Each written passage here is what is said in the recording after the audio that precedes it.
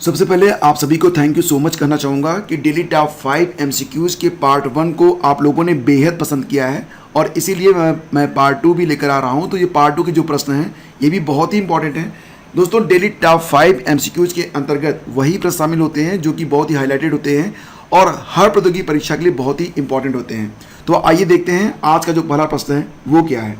प्रश्न है कि तीरंदाजी विश्व कप 2021 स्टेज 3 का आयोजन कहां पर हुआ था। आपको याद होगा कि इसमें भारतीय दिग्गज तीरंदाज दीपिका कुमारी ने एक ही दिन में लगातार 3 स्वर्ण पदक जीतकर विश्व रिकॉर्ड बनाया था। तो देखो यहां पर जो तीरंदाजी विश्व कप प्रतियोगिता हो रही थी ये इसका स्टेज 3 था, ठीक है।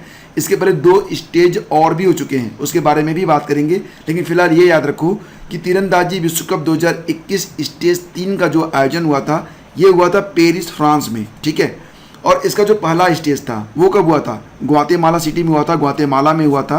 और दूसरे स्टेज में तो जो भारतीय खिलाड़ी थे वो पहुंच नहीं पाए थे, कोविड के कारण उनका जो ट्रेवलिंग थी नहीं हो पाई थी, उनको वीज़ा नहीं मिल पाया था, ठीक है, या ऐसे ही कुछ हुआ था कि वो वहाँ पर पहुँच नहीं पाए थे।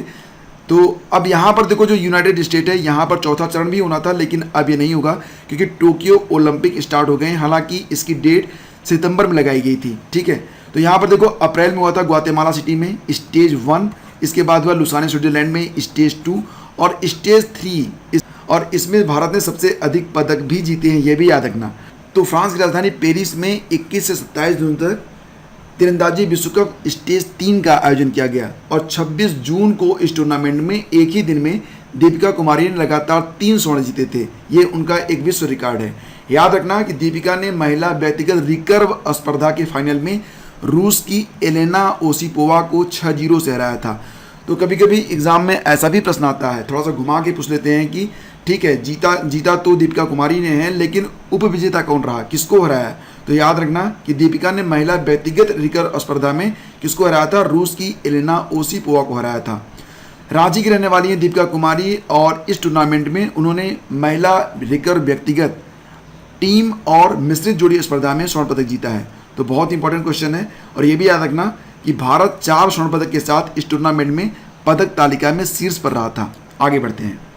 अगला क्वेश्चन है, जून के अंतिम सप्ताह में प्रधानमंत्री मोदी ने किस शहर में जेन गार्डन और काइजन अकादमी का वीडियो कॉन्फ्रेंसिंग से उद्घाटन किया? अब देखो ये जो जेन गार्डन है और काइजन अकादमी है, दोनों ही शब्द जापान से जुड़े हुए हैं। भारत और जापान के बीच जो संबंध हैं वो लगातार सुधर रहे हैं। तो फिलहाल जेन गार्डन का मतलब क्या होता है? देखो भारत में जो ध्यान का अर्थ होता है वही अर्थ जो होता है जापान में जेन का होता है। जापान में ऐसे जो साधु होते हैं जो कि ध्यान मनन करते हैं तो उनको जेन मॉन्क कहा जाता है। और काइजन का मतलब क्या होता है? काइजन का मतलब होता है लगातार सुधार। एक जापानी टेक्निक है काइजन टेक्निक, उसमें यह कहा जाता है कि अगर कोई काम बहुत बड़ा है तो उसको जो है छोटे छोटे टुकड़ों में बांट कर करो तो वो काम हो जाता है। जैसे कि मैं एग्जांपल देता हूँ आपको कि अगर आप 30 दिन का जो करंट अफेयर है वो एक ही दिन में मान लेते हैं 30 घंटे देकर आप कंप्लीट करना चाहते हो तो नहीं कर पाओगे, लेकिन रोज़ 15-20 मिनट का जो वीडियो होता है अगर आप उसको देखते रहते हो तो कब ये आप 30 दिन कवर कर लेते हो, कब आपको सारे प्रश्न याद हो जाते हैं, आपको पता भी नहीं चलता है। तो जापान में इस टेक्निक को कहते हैं काइजन टेक्निक, ठीक है। तो फिलहाल जून के अंतिम सप्ताह में 27 जून को प्रधानमंत्री मोदी ने वीडियो कॉन्फ्रेंसिंग के माध्यम से अहमदाबाद में जेन गार्डन और काइजन अकादमी का वीडियो कॉन्फ्रेंसिंग से उद्घाटन किया है। तो सही आंसर क्या होगा? सही आंसर होगा इसका ऑप्शन बी। भारत और जापान के रिश्ते को और अधिक मजबूती देते हुए प्रधानमंत्री नरेंद्र मोदी ने 27 जून को जेन गार्डन और काइजन अकादमी का उद्घाटन किया। दोनों का निर्माण गुजरात के अहमदाबाद में किया गया है। पीएम मोदी ने इसका उद्घाटन वीडियो कॉन्फ्रेंसिंग के माध्यम से किया है। जेन गार्डन और काइजन अकादमी के उद्घाटन कार्यक्रम में पीएम मोदी ने बताया कि भारत में ध्यान का जो मतलब होता है वही जापान में जेन का मतलब होता है। और काइजन अकादमी पर बात करते हुए मोदी ने कहा कि काइजन का मतलब होता है सुधार। मोदी जी ने यह भी कहा कि यह सुधार मतलब सिर्फ सुधार नहीं, लगातार सुधार पर यहाँ पर बल दिया जा रहा है। आगे बढ़ते हैं। निम्नलिखित फारसी के कवियों में से किसे भारत का सादी कहा जाता है? इसको आप मोस्ट इंपॉर्टेंट टिक कर लेना, बहुत ही अच्छा प्रश्न है। भारत का सादी किसे कहा जाता है?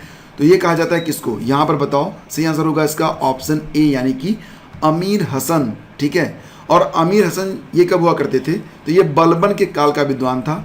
अमीर हसन की एक किताब है, बहुत ही चर्चित है, नाम है उसका फवायद उल फवाद।